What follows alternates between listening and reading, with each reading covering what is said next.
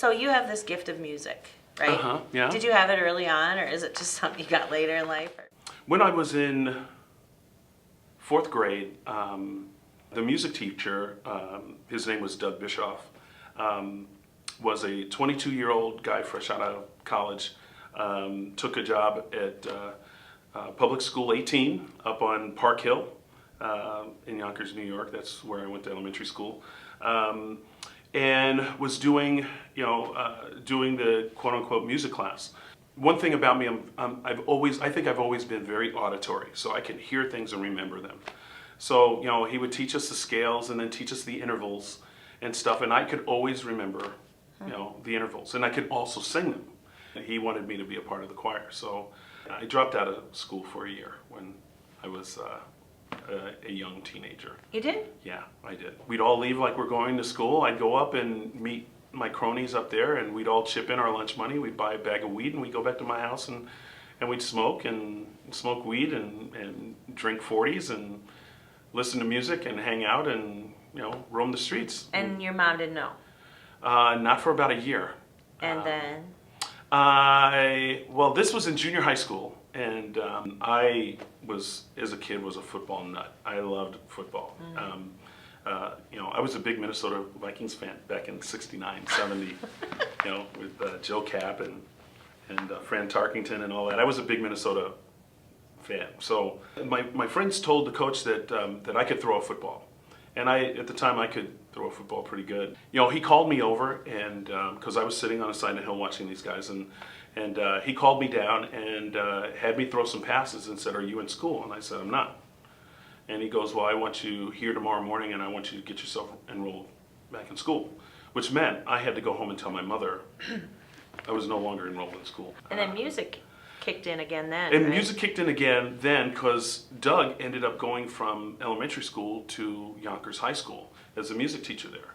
And so when I got myself enrolled back in school, he reeled me back in, and I sang in the chorus, and Doug started this group called Youth on the Move. It kind of originated out of his school and his wife's school, and she was working at a school that was over on the nice side of town, I would say. Anyway, so he brought these kids together, and we did a show that was kind of like singing, dancing, skits, different things like that, and it would be like a 2-hour show with an intermission and stuff like that. I was involved with a lot of different people, and a lot of it had to do with Doug. Being with him, I got to go places and see things and experience things that a lot of kids like me didn't get to experience. I got to go to Ireland, I went to England, France, Germany, Austria, Switzerland. As a 13, 14-year-old kid, I don't know of anybody in my neighborhood other than me that did that. This man desired to have a relationship with me and sacrificed time and money to show me that there was more in this world to achieve than just surviving.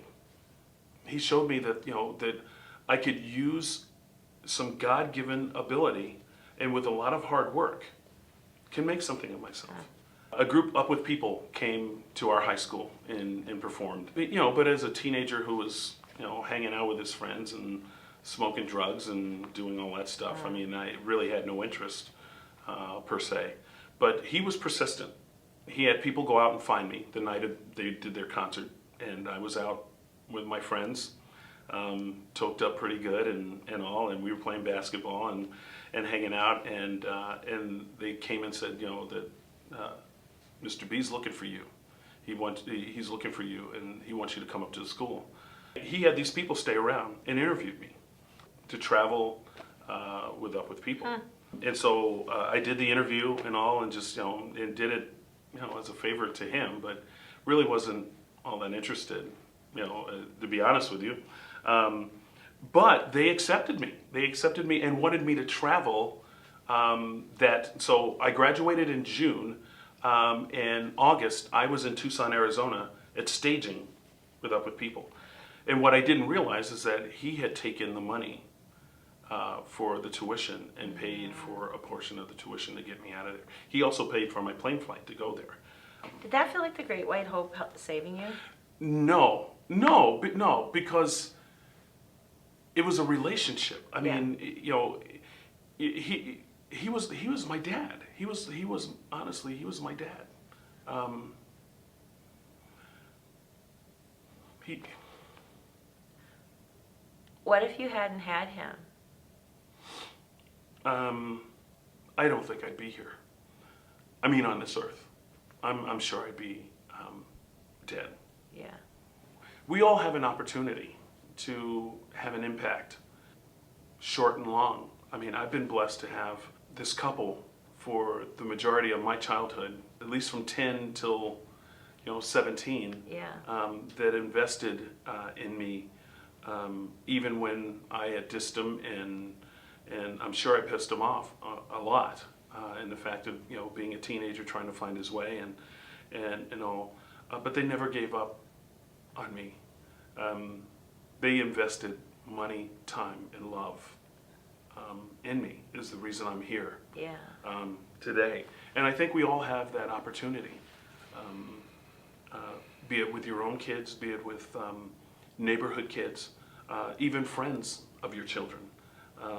There's an opportunity to have an impact on a child, and I think that nowadays we take it all for granted. Somebody else is going to do it, and what I found through my life experience is that if we don't do it, nobody else is going to do it. Right. It's really up to us.